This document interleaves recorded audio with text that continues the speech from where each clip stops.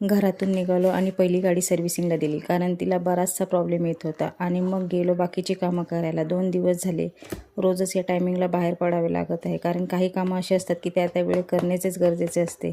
घरी येताना मस्त अशी मिसळ खाल्ली आणि मस्त असा आईस्क्रीम एन्जॉय केला. पहिल्यांदाच मी हा 150 रुपयाचा आईस्क्रीम खाल्ला होता आणि टेस्ट तर खूपच छान होती. निर्भयसोबत काही फोटो क्लिक केले, व्हिडिओ काढले.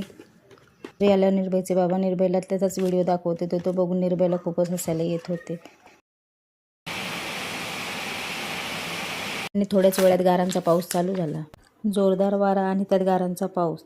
छान तर वाटतच होते, पण अवकाळी पाऊस, त्यामुळे नंतर गरमीची झळ सोसावी लागणार हे पण तेवढेच खरे.